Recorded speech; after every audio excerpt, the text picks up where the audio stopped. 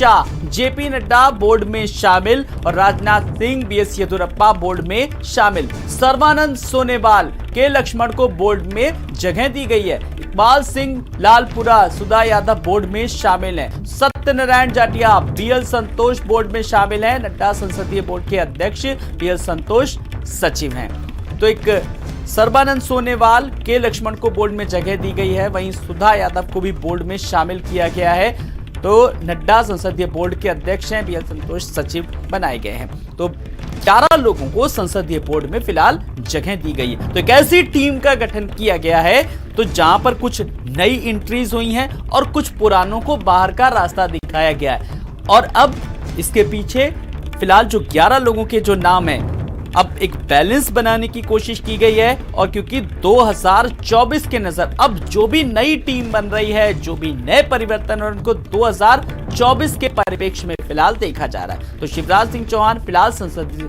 Board से बाहर और इस बीच राजनाथ सिंह, बीएस येदियुरप्पा को बोर्ड में शामिल किया गया है। तो 11 सदस्यीय टीम की गठन, बड़ी खबर अपने दर्शकों को बता रहे हैं, जिसमें नड्डा संसदीय बोर्ड के अध्यक्ष हैं और बीएल संतोष की बात करें तो बीएल संतोष फिलहाल सचिव है। तो 11 लोगों को संसदीय बोर्ड में जगह दी गई। नितिन गडकरी संसदीय बोर्ड से बाहर किए गए, शिवराज सिंह चौहान संसदीय बोर्ड से बाहर, PM Modi, Amit Shah, JP Nadda board में शामिल, राजनाथ सिंह, बीएस येदियुरप्पा बोर्ड में शामिल किए गए। सर्बानंद सोनोवाल, के लक्ष्मण को बोर्ड में जगह दी गई है। इकबाल सिंह और सुधा यादव बोर्ड में शामिल, सत्यनारायण जाटिया, बीएल संतोष फिलहाल और बीएल संतोष को सचिव बनाया गया है। तो बीजेपी ने नए संसदीय बोर्ड का गठन किया, जिसमें 11 लोग हैं जो बोर्ड में फिलहाल शामिल हैं। तो अब ये जो 11 नाम है, ये भी हम अपने दर्शकों को लगातार दिखा रहे हैं। तो नड्डा संसदीय बोर्ड के अध्यक्ष और बीएल संतोष को सचिव बनाया गया है। तो अब लगातार इसमें से कुछ नई एंट्रीज हुई हैं और कुछ पर जिम्मेदारी भी कहीं ना कहीं अब बढ़ी है। और इस बीच जो नई एंट्रीज हुई हैं और कुछ पुरानों को जो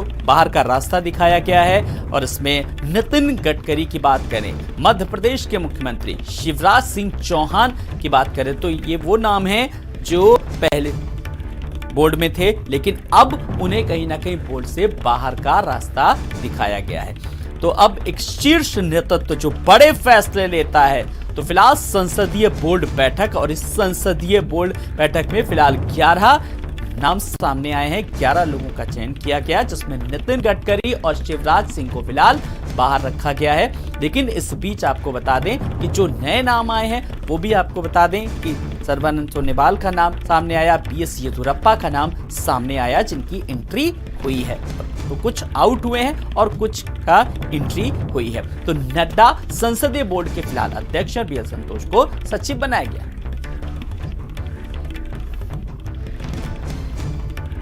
और ज्यादा जानकारी के लिए बात करेंगे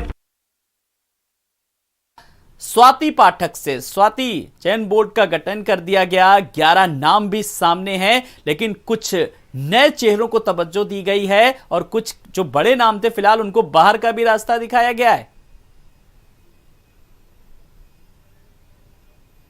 जी बिल्कुल, देखिए बीजेपी ने नए जो है संसदीय बोर्ड का गठन किया है और इसके साथ ही नए चुनाव समिति का भी गठन किया गया है, जिसमें कई नाम नए जुड़े हैं तो कई नामों को हटाया गया है। यानी अगर हम सबसे पहले नजर डालते हैं तो शिवराज सिंह चौहान और नितिन गडकरी का नाम है, जिन्हें दोनों ही समितियों से बाहर कर दिया गया है। इसके साथ ही कई ऐसे नाम हैं जो नए सिरे से जुड़े हैं, यानी देवेंद्र फडणवीस, ओपी माथुर, जिन्हें जो है सदस्य बनाया गया है। देवेंद्र फडणवीस, महाराष्ट्र की अगर राजनीति को हमने देखा कि किस तरह से लगातार चर्चाएं थी कि देवेंद्र फडणवीस को मुख्यमंत्री बनाया जाएगा, लेकिन मुख्यमंत्री एकनाथ शिंदे को बनाया गया और उप मुख्यमंत्री की जिम्मेदारी देवेंद्र फडणवीस को दी गई। और उसके बाद ही आज जब लिस्ट सामने आई है तो देवेंद्र फडणवीस को सदस्य बनाया गया है।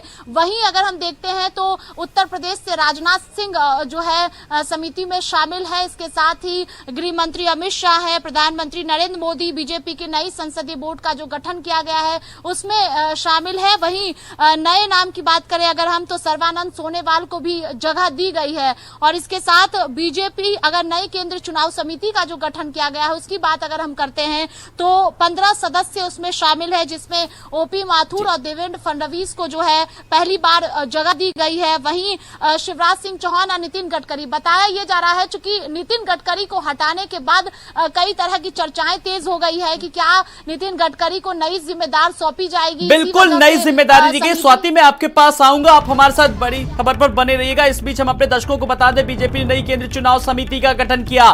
15 नेताओं को केंद्रीय चुनाव समिति में जगह, जिसमें बीएस येदियुरप्पा, सर्बानंद सोनोवाल के लक्ष्मण का नाम शामिल है, इकबाल सिंह लालपुरा, सुधा यादव, सत्यनारायण जाटिया, सुधा यादव का नाम शामिल है, बीएल संतोष केंद्रीय चुनाव समिति में और वंत्री श्रीनिवास पदेन के नाम भी शामिल है। तो नई केंद्रीय चुनाव समिति, 15 नेताओं को केंद्रीय चुनाव समिति में जगह मिली है। बड़ी और अहम खबर, जिसमें नई एंट्रीज भी हुई हैं, जिसमें बीएस येदियुरप्पा का नाम शामिल है और सर्बानंद सोनोवाल का नाम भी शामिल है। तो मंत्री श्रीनिवास पदेन सदस्य के रूप में शामिल किए गए हैं। तो 15 नेताओं को केंद्रीय चुनाव समिति में जगह मिली है, जिसमें पीएम मोदी, अमित शाह सहित जो बड़े नाम थे, लेकिन फिलहाल कुछ की एंट्री हुई है तो कुछ नए चेहरों को तवज्जो दी गई है। एक बड़ा फेरबदल, बड़ी खबर। स्वाति लगातार हमारे साथ बनी हुई है। स्वाति, 15 जो नाम है, बीजेपी ने नई केंद्रीय चुनाव समिति की जो घोषणा की है पूरी तरीके से, अब इस पूरी कवायद के बीच बात करें तो फिलहाल आप ओवरऑल कैसे देख रहे हैं इस पूरी नई टीम को?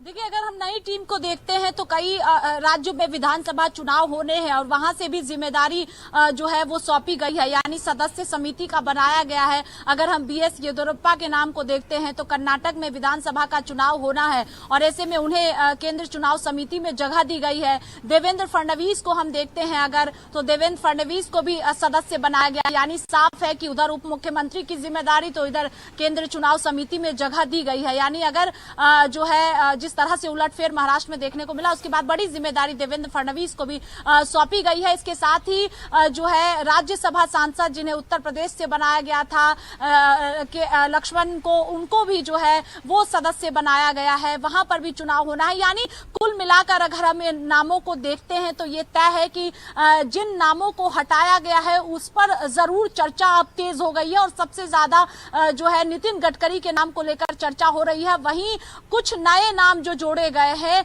उनको बड़ी जिम्मेदारी सौंपी गई है, यानी आने वाले दिनों में जो जिम्मेदारी उन्हें सौंपी गई है उन राज्यों में भी विधानसभा के चुनाव कहीं ना कहीं होने हैं और इस वजह से जो नए नाम है वो समिति के सदस्य बनाए गए हैं। तो अब देखना होगा, चूंकि नई केंद्रीय चुनाव समिति का गठन हुआ है, संसदीय बोर्ड का गठन किया गया है, चूंकि कई पद खाली थे, सुषमा स्वराज के निधन के बाद पद खाली हुआ था, थावर चंद गहलोत को राज्यपाल बनाया गया था, उसके बाद पद खाली हुए थे, तो कई ऐसे पद थे जो खाली हुए थे और उसके बाद जब नए सिरे से गठन किया गया है तो कई नामों को जोड़ा गया है, तो कई नामों को जो है वो बाहर कर दिया गया है। बिल्कुल, और 2024 के नजरिए से देखा जा रहा है इस बदलाव को। बहुत बहुत शुक्रिया स्वाति इस तमाम सारी जानकारी के लिए।